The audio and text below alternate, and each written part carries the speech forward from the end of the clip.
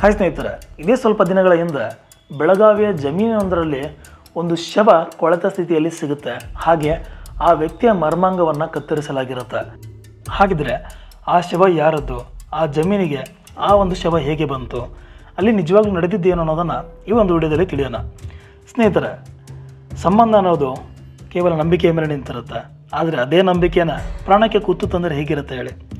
ಬೆಳಗಾವಿ ಜಿಲ್ಲೆಯ ಕಿತ್ತೂರು ತಾಲೂಕಿನ ಹಿರೇನಂದಿಹಳ್ಳಿ ಗ್ರಾಮದಲ್ಲಿ ನಡೆದಂಥ ಈ ಒಂದು ಘಟನೆ ಇಡೀ ರಾಜ್ಯವನ್ನೇ ಬೆಚ್ಚಿ ಬೀಳಿಸಿತ್ತು. ಒಬ್ಬ ತಂದೆ ತನ್ನ ಹೆಂಡತಿ ಮತ್ತು ಮಗನ ಮೇಲೆ ಇಟ್ಟಿದ್ದ ನಂಬಿಕೆನೇ ಆತನ ಸಾವಿಗೆ ಕಾರಣ ಆಗುತ್ತೆ. ಅಸಲಿಗೆ ಅಂದು ಆ ಜಮೀನಿನಲ್ಲಿ ಏನು ನಡೀತು ಅನ್ನೋದನ್ನು ಈ ಒಂದು ವಿಡಿಯೋದಲ್ಲಿ ತಿಳಿಯೋಣ. ಅದಕ್ಕೂ ಮುಂಚೆ ನೀವು ನನ್ನ ಚಾನಲ್ನ ಫಸ್ಟ್ ಟೈಮ್ ನೋಡ್ತಿದ್ರೆ ಚಾನಲ್ನ ಸಬ್ಸ್ಕ್ರೈಬ್ ಮಾಡ್ಕೊಳ್ಳಿ. ಕಲ್ಮೇಶ್ ಕೋಟಿ, ವಯಸ್ಸು 50. ಇವರು ಮೂಲತಃ ಹಿರೇನಂದಿಹಳ್ಳಿಯವರು. ಇವರು ಬದುಕಿನ ದಾರಿಗಾಗಿ ತುಮಕೂರಿನಲ್ಲಿ ಹೋಮ್ ಕೇರ್ ಒಂದರಲ್ಲಿ ಕೆಲಸ ಮಾಡಿಕೊಂಡಿರ್ತಾರೆ. ಕಲ್ಮೇಶ್ ಅವರಿಗೆ ಮದುವೆಯಾಗಿ ಸುಮಾರು 30 ವರ್ಷಗಳೇ ಆಗಿರುತ್ತೆ. ಅವರ ಪತ್ನಿ ಹೆಸರು ಕಸ್ತೂರಿ ಕೋಟಿ, ಹಾಗೆ ಅವರ ಮಗನ ಹೆಸರು ಕಿರಣ್ ಕೋಟಿ. ಮದುವೆಯಾಗಿ ಸುಮಾರು ವರ್ಷಗಳೇ ಆಗಿದ್ರೂ ಕೂಡ ಸುಮಾರು 10 ವರ್ಷಗಳಿಂದ ಇವರು ಒಟ್ಟಿಗೆ ಜೀವನ ಮಾಡ್ತಾ ಇರಲ್ಲ. ಕಲ್ಮೇಶ್ ಕೋಟಿಯವರು ಅವರ ಪಾಡಿಗೆ ತುಮಕೂರಿನಲ್ಲಿ ಕೆಲಸ ಮಾಡ್ತಿದ್ರೆ, ಕಸ್ತೂರಿ ಕೋಟಿ ಅವರ ಮಗನೊಂದಿಗೆ ತಮ್ಮ ತವರು ಮನೆಯಾದಂಥ ಧಾರವಾಡಲ್ಲಿ ಇರ್ತಾರೆ. ಕಲ್ಮೇಶ್ ಕೋಟಿಯವರು 2 ತಿಂಗಳಿಗೊಂದ್ಸರಿ ಅಥವಾ 3 ತಿಂಗಳಿಗೊಂದ್ಸರಿ ಅವರು ಹುಟ್ಟೂರಾದಂಥ ಹಿರೇನಂದಿಹಳ್ಳಿಗೆ ಬಂದು ಅವರ ತಾಯಿ ಜೊತೆ ಕಾಲ ಕಳೀತಾ ಇರ್ತಾರೆ. ಇದೇ ರೀತಿ ಕಾಲ ಕಳೆಯೋಕೆ ಅಂತೇಳಿ ಅವರು ಫೆಬ್ರವರಿ 20, 2026 ಶಿವರಾತ್ರಿ ಹಬ್ಬದ ಸಮಯದಲ್ಲಿ ತಮ್ಮ ಹುಟ್ಟೂರಾದಂಥ ಹಿರೇನಂದಿಹಳ್ಳಿಗೆ ಕಲ್ಮೇಶ್ ಕೋಟಿಯವರು ಬಂದಿರ್ತಾರೆ. ಅದು ಫೆಬ್ರವರಿ 20 ರಾತ್ರಿ ಕಲ್ಮೇಶ್ ಕೋಟಿಯವರು ರಾತ್ರಿ ಹೊತ್ತು ಜಮೀನಿಗೆ ಹೋಗಿರ್ತಾರೆ. ಈಗೆಲ್ಲ ನೀವೆಲ್ಲ ಅನ್ಕೋಬೋದು, ರಾತ್ರಿ ಹೊತ್ತು ಕಲ್ಮೇಶ್ ಕೋಟಿಯವರಿಗೆ ಜಮೀನಿಗೆ ಹೋಗೋ ಅವಶ್ಯಕತೆ ಏನಿತ್ತು ಅಂತ. ಅಲ್ಲಿ ಅದು ಹಬ್ಬದ ದಿನ ಆಗಿರೋದ್ರಿಂದ ಕಲ್ಮೇಶ್ ಕೋಟಿಯವರ ಸ್ನೇಹಿತನಾದಂಥ ಮಹೇಶ್ ಅಂಬಣ್ಣನವರು ಕಲ್ಮೇಶ್ ಕೋಟಿಯವರಿಗೆ ರಾತ್ರಿ ಹೊತ್ತಿನಲ್ಲಿ ತಮ್ಮ ಜಮೀನಿನಲ್ಲಿ ಡ್ರಿಂಕ್ಸ್ ಪಾರ್ಟಿ ಮಾಡೋಣ ಅಂಥೇಳಿ ಕಲ್ಮೇಶ್ ಕೋಟಿಯವರನ್ನ ತಮ್ಮ ಜಮೀನಿಗೆ ಕರೆಸ್ಕೊಂಡಿರ್ತಾರೆ. ಇದರ ಜೊತೆಗೇನೆ ಮಹೇಶ್ ಅಂಬಣ್ಣನವರು ಅವರ ಇನ್ನೊಬ್ಬ ಸ್ನೇಹಿತನಾದಂಥ ಮುದುಕಪ್ಪ ಕೋಳೆಕಾರನವರನ್ನು ಕೂಡ ತಮ್ಮ ಜೊತೆಗೆ ಕರೆದುಕೊಂಡು ಹೋಗಿರ್ತಾರೆ. ರಾತ್ರಿ ಹೊತ್ತು ಸುಮಾರು ಹೊತ್ತು ಪಾರ್ಟಿ ಮಾಡ್ತಾರೆ, ತುಂಬ ಕುಡಿತಾರೆ.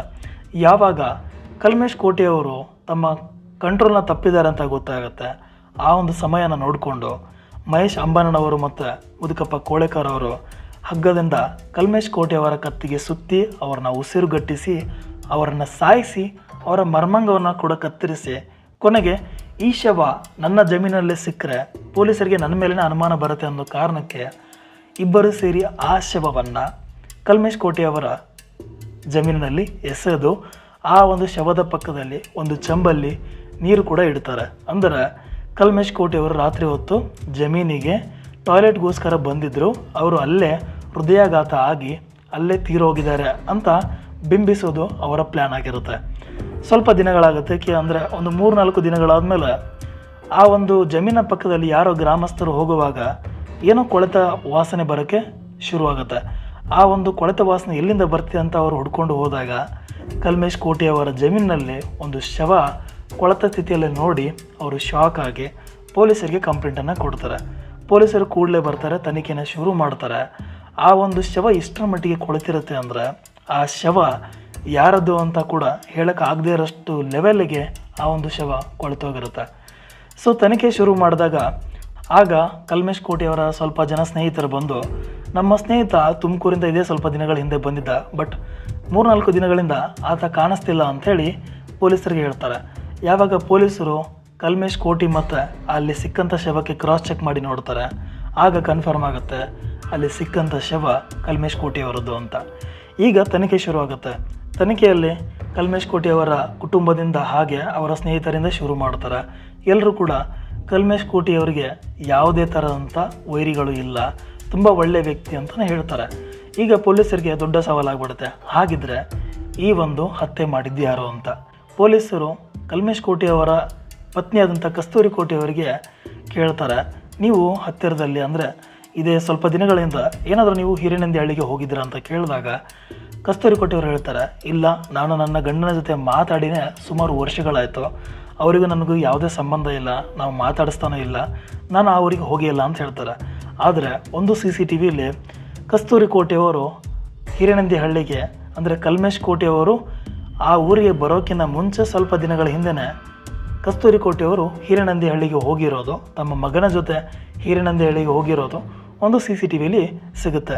ಇಲ್ಲಿ ಪೊಲೀಸರಿಗೆ ಕಸ್ತೂರಿ ಕೋಟೆಯವರ ಮೇಲೆ ಅನುಮಾನ ಬರೋಕ್ಕೆ ಶುರು ಆಗುತ್ತೆ. ಯಾವಾಗ ತನಿಖೆ ಶುರು ಮಾಡ್ತಾರೆ ಒಂದೊಂದಾಗಿನೇ ನಿಜ ಆಚೆ ಬರೋಕ್ಕೆ ಶುರು ಆಗುತ್ತೆ. ಅಲ್ಲಿ ಕಸ್ತೂರಿ ಕೋಟೆಯವರು ಹೇಳಿದಂಥ ನಿಜಾನ ಕೇಳಿ ಪೊಲೀಸರೇ ಒಂದು ಕ್ಷಣ ಶಾಕ್ ಆಗ್ತಾರೆ. ಅಸಲಿಗೆ ಈ ಒಂದು ಹತ್ಯೆಯಲ್ಲಿ ಭಾಗಿಯಾಗಿರೋದು ಕಲ್ಮೇಶ್ ಕೋಟೆಯವರ ಹೆಂಡತಿ ಕಸ್ತೂರಿ ಕೋಟೆ, ಹಾಗೆ ಅವರ ಮಗ ಕಿರಣ್ ಕೋಟೆ ಅನ್ನೋದು ಬೆಳಕಿಗೆ ಬರುತ್ತೆ.